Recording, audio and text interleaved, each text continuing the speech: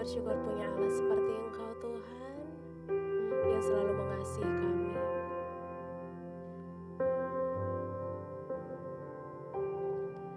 Selain Kau tiada yang lain, hanya Kau milikku di surga. Sekalipun dagingku lenyap, hatiku lelah tak berdaya. Ku sembah Engkau, Allah yang perkasa. Ku sanjung tinggi namamu di hidupku, Tuhan, tiada yang lain. Hanya Kau satu di hatiku. Ku sembah Engkau, Allah yang perkasa. Ku sanjung tinggi namamu di hidupku, Tuhan, tiada yang lain.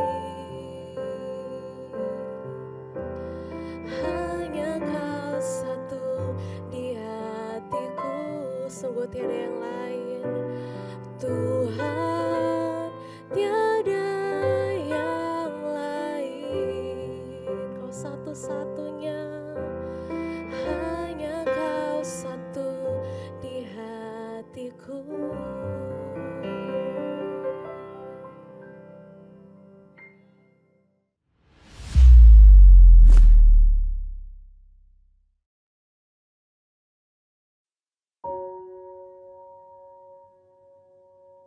Salam sejahtera bagi kita sekalian. Kita akan merenungkan kebenaran firman. Mari sebelumnya kita berdoa. Kami mengucap syukur untuk pagi hari ini Tuhan Yesus, untuk kebaikan-Mu dalam kehidupan kami. Kami mengucap syukur di dalamnya, dan kami akan merenungkan kebenaran firman-Mu sebelum kami memulai kegiatan aktivitas kami sepanjang hari ini. Itu sebabnya berkati kami lewat kebenaran firman-Mu, sehingga kebenaran-Mu yang akan menjadi pedoman kami melewati hari ini bersama dengan Tuhan. Kami sambut firman-Mu, dalam nama Yesus kami berdoa dan mengucap syukur. Haleluya, amin.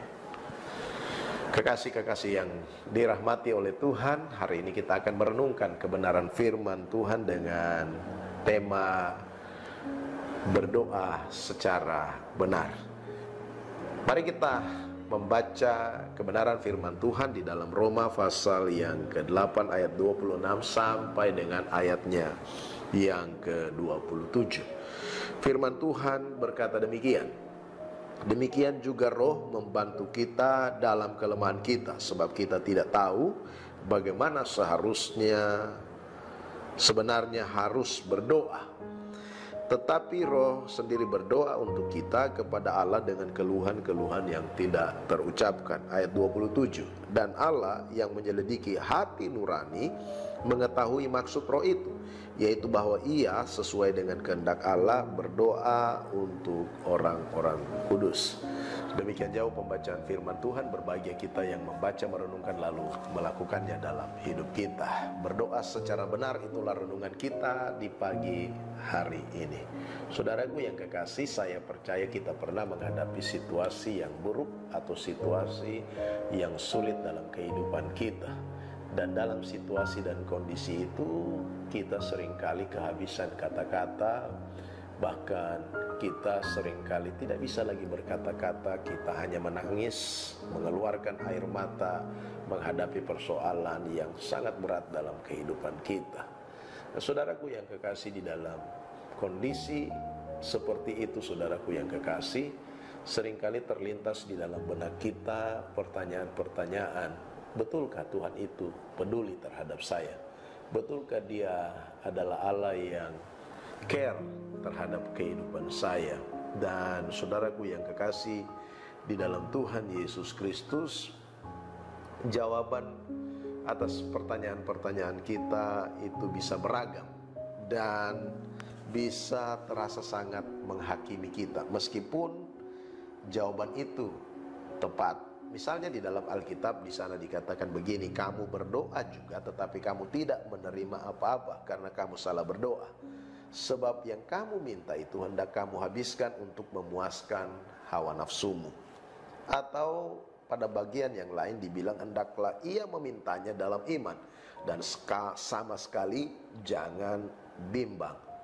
Orang yang demikian janganlah mengira bahwa ia akan menerima sesuatu dari Tuhan. Itu bisa kita baca di dalam Yakobus pasal 4 ayat 3 dan Yakobus pasal 1 ayat 6 sampai dengan ayat yang ke-7. Dua jawaban dari Alkitab itu merupakan dua kemungkinan penyebab doa saya dan saudara tidak terkabul. Akan tetapi, saudaraku yang kekasih di dalam Tuhan, dalam kasus yang berbeda mungkin saja juga memiliki jawaban yang berbeda.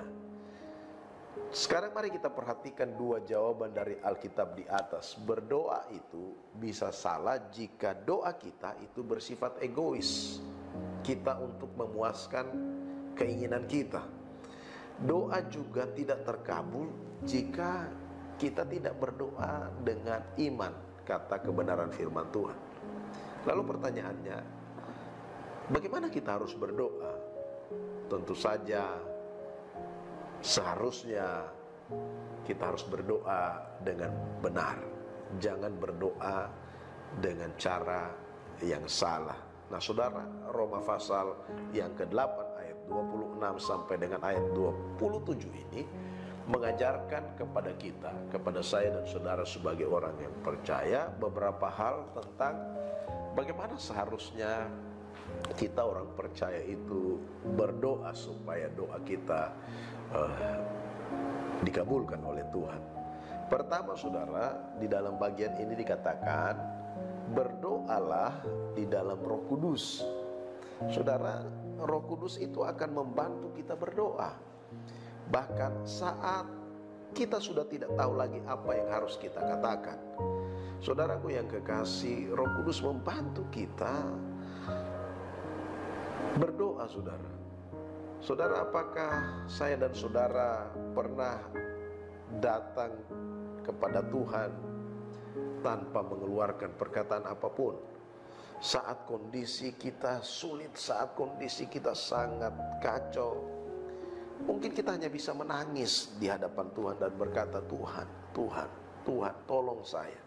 Saudara, yakinlah bahwa Tuhan mendengar doa Anda dan Tuhan sanggup menyelidiki hati Anda yang terdalam.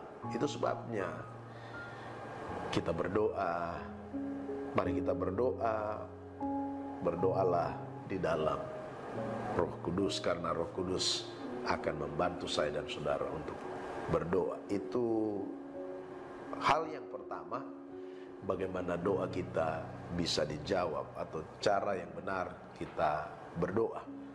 Cara yang benar yang kedua di dalam pembacaan kita di pagi hari ini, saudara, adalah kita berdoa dengan berserah kepada Tuhan, berserah kepada kehendak-Nya.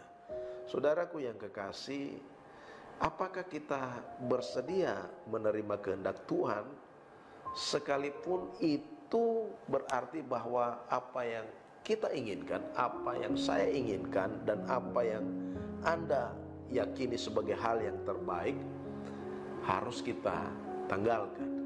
Saudara, berdoa yang benar adalah ketika kita berserah kepada kehendak Tuhan, bukan pada kehendak kita. Saudaraku yang kekasih, ini cara berdoa yang benar yang kedua.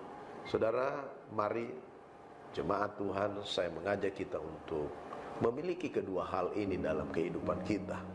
Kita berdoa kepada Tuhan dengan cara yang benar. Yang pertama adalah kita yakin bahwa Roh Kudus akan membantu kita di dalam berdoa.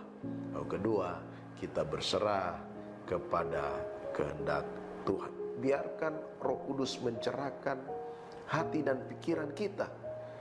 Itu sebabnya berdiam dirilah di hadapannya. Beberapa waktu ke depan kita akan memperingati hari pencurahan Roh Kudus. Setiap orang percaya sudah menerima Roh Kudus di dalam kehidupannya. Itu sebabnya mari kita serahkan hidup kita kepada kehendak Tuhan, dan biarlah Roh Kudus yang akan berkarya di dalam kehidupan saya dan saudara. Amin. Buat renungan kita pagi hari ini, mari kita satu dalam doa, kita berdoa. Terima kasih Tuhan Yesus untuk renungan hari ini. Biarlah firman-Mu yang sederhana dan singkat ini boleh menjadi kekuatan kami menjalani hari-hari kami sepanjang hari ini. Tuhan, mampukan kami dalam menghadapi persoalan, pergumulan atau tantangan-tantangan di sepanjang hari ini. Biarlah kami menyerahkan seluruhnya ke dalam pemeliharaan Tuhan yang ajaib bagi kami. Sebabnya Tuhan berkati kami sepanjang hari ini. Kami percaya Roh Kudus-Mu akan terus mengingatkan kami, menguatkan kami, menopang kami, bahkan menolong kami untuk menghadapi kehidupan di dalam dunia ini. Sebabnya Engkau berkati kami sepanjang hari ini Tuhan, dalam seluruh tugas, pekerjaan, apapun yang kami lakukan, biarlah tangan Tuhan senantiasa hadir bersama kami. Terima kasih Tuhan untuk pagi hari ini.